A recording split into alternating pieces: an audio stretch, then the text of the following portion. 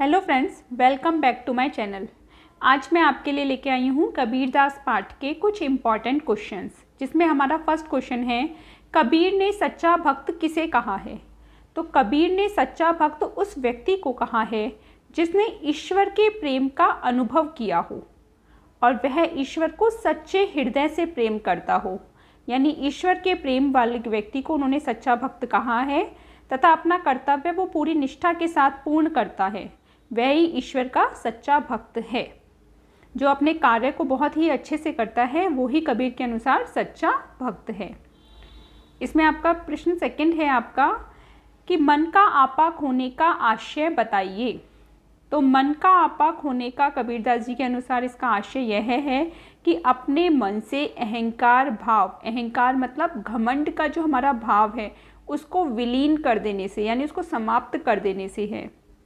कबीर कहते हैं कि मनुष्य को अपने मन का अहंकार त्याग कर, यानी घमंड उसको छोड़ना है और अमृत के समान पवित्र एवं मीठे वचन बोलने चाहिए। मीठे वचन मतलब अच्छी बातें उसको बोलनी चाहिए, जिससे स्वयं के साथ साथ अन्य प्राणियों के हृदय को भी सुख एवं शांति प्रदान की जा सके तथा अलौकिक आनंद का अनुभव किया जा सके।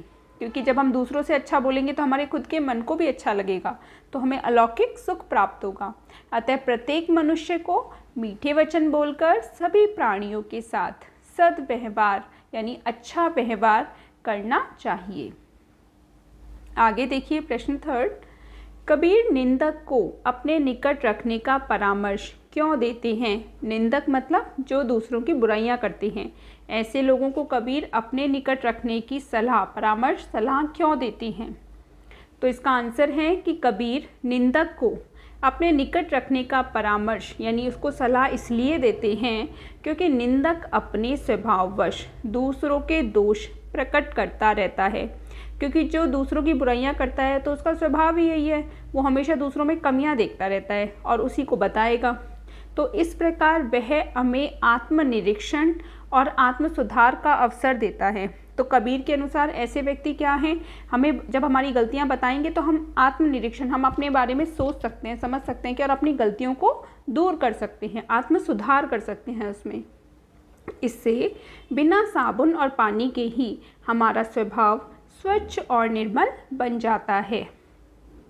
आगे देखिए प्रश्न 4, पोथी पढ़ कर भी ज्ञान प्राप्त न होने से कबीर का क्या तात्पर्य है।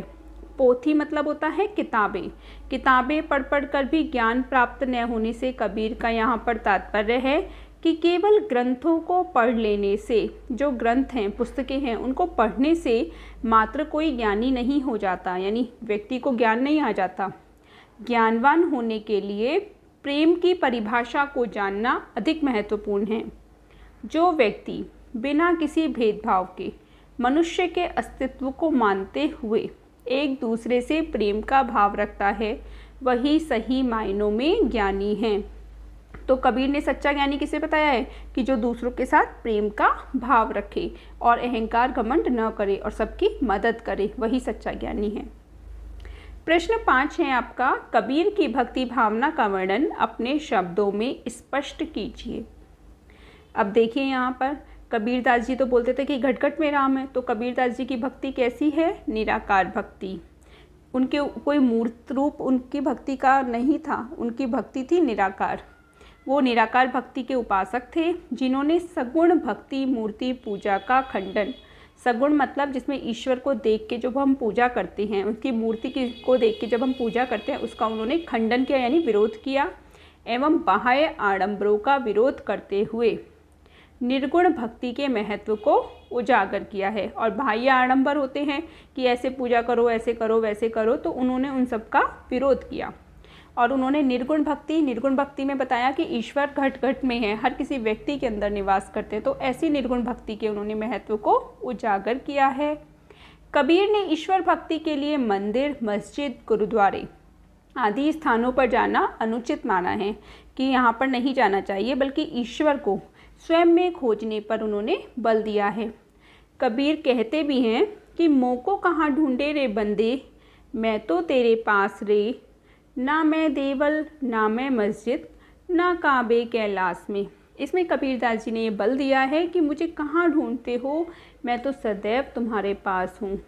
ना मैं कहीं देवताओं में, ना मस्जिद में, ना किसी काबे में और ना कैलाश में हूँ। मैं हर व्यक्ति के अंदर निवास करता हूँ। आगे देखिए प्रश्न 6 है, कबीर ने ईश्वर का निवास कहाँ बताया है? तो इसका आंसर है कबीर ने ईश्वर का निवास सृष्टि के कण कण में बताया है। वे किसी विशेष स्थान पर नहीं रहते, बल्कि उनका निवास प्रत्येक प्राणी के हृदय में है।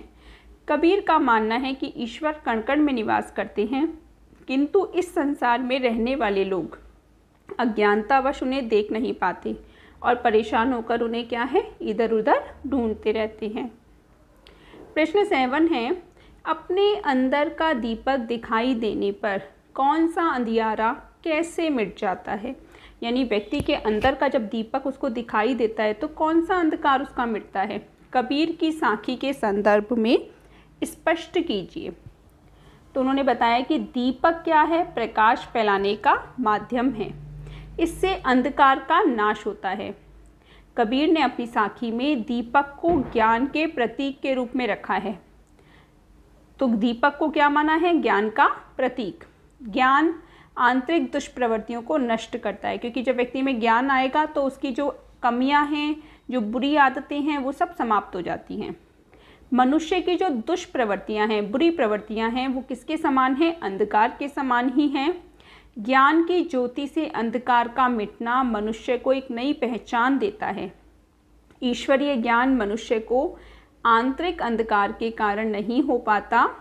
इस अंधकार के समाप्त होते ही मनुष्य का ईश्वर से एकाकार हो जाता है। अपने अंदर का दीपक दिखाई देने पर अपने पराये का भेद मिट जाता है। जिस प्रकार दीपक के प्रकाश से अंधकार समाप्त होता है, उसी प्रकार जब मनुष्य का ईश्वर के प्रेम रूपी प्रकाश से साक्षात्कार होता है, यानी उसको ईश्वर प्राप्त होते हैं, तो उसके मन के सारे प्रश्न, भ्रम, संदेह सब समाप्त हो जाता है। उसके मन में कोई शंका ही नहीं बचती कुछ पूछने के लिए, कुछ करने के लिए, और उसका अज्ञान रूपी अंधकार है वो मिट जाता है। प्रश्न 8 है, कबीरदास की साखियों के मुख्य उद्देश्य स्पष्ट कीजिए। तो कबीरदास जी की जो साखियाँ हैं उनका कुछ कुछ उद्देश्य है।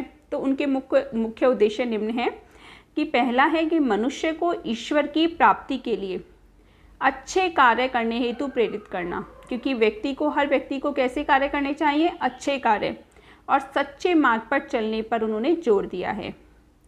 सेकंड है, सांसारिक सुखों और सामाजिक ढोंगों को छोड़कर अपने अहंकार को त्याग कर उन्होंने किस पर जोर दिया है? मधुर वचन, यानी मीठे वचन बोलने चाहिए। किसी भी सांसारिक ढोंगों में, सुखों में व्यक्ति को नहीं पड़ना है, बल्कि उसको अपने घमंड, अहंकार, अपने घमंड को छोड़ देना है और अच्छे वचन बोलने हैं जो सुनने वाले को सबको अच्छे लगे।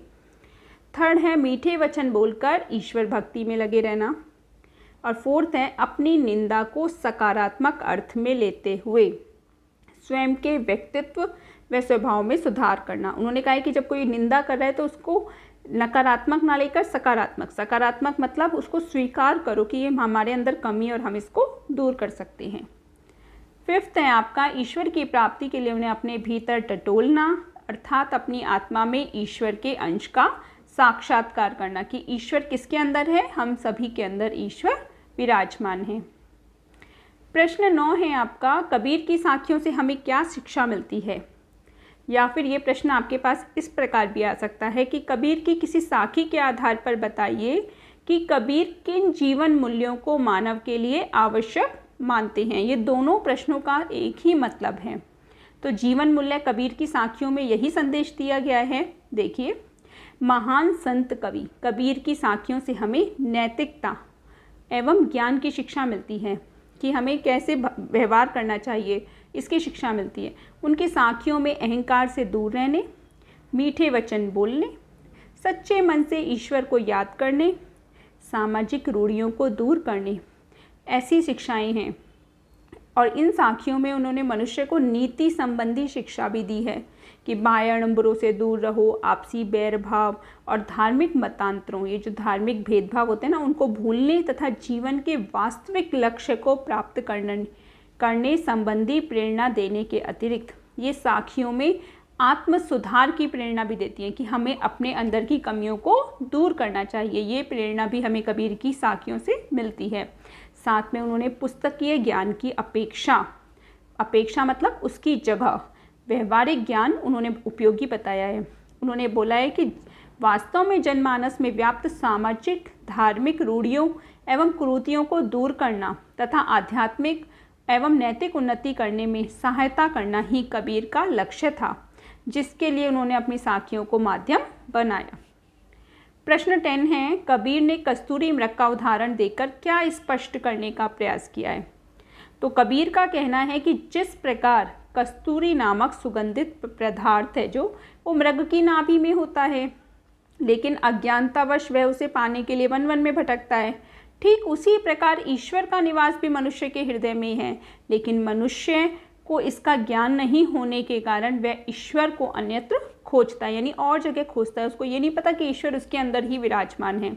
अपने कथन की सटीक पुष्टि के लिए कबीर ने ईश्वर के संदर्भ में कस्तूरी मृग का उदाहरण दिया है। आगे नेक्स्ट है कि कबीर ने अपने दोहे में निंदक को समीप रखने की सलाह दी है कि बुराई जो हमारी कर रहा है उसे हमें अपने पास रखना है। क्या आप भी अपने निंदक को पसंद करते हैं? निंदक के प्रति सकारात्मक दृष्टिकोण रखते हुए उससे होने वाले लाभों में आपको लिखने हैं। तो देखिए, कबीर ने अपने दोहे में निंदक को समीप रखने की सलाह दी है, क्योंकि यदि कोई मनुष्य अपनी निंदा को सहन कर उससे सीख ले तो वह स्वयं में बहुत सुधार लाकर सदाचारी और निर्मल बन सकता है। सदाचारी यानी उसका व्यवहार अच्छा हो सकता है। यही कारण है कि मैं भी अपने निंदक को पसंद करता हूँ। जब मैं कोई कार्य करता हूँ तो बहुत से निंदक मेरे समीप होते हैं और वो मेरे द्वारा किए गए कार्यों में से कमियों को निकालते हैं। इन कमियों को मैं गंभीरता से लेते हुए सुधार के प्रयास करता हूँ और उसी कार्य को और अधिक मेहनत के साथ करते हुए पहले वाली त्रुटियों का समाधान करता हूँ। यदि मेरे समीप निंदक नहीं होगा तो मेरी कमियों को उजागर करने वाला कोई नहीं होगा। इस कारण एक ही त्रुटि को बार बार दोहराता रहूँगा। अतः कहा जा सकता है कि हमें निंदक को अपने ही समीप रखकर उसकी निंदा से लाभ उठाना चाहिए।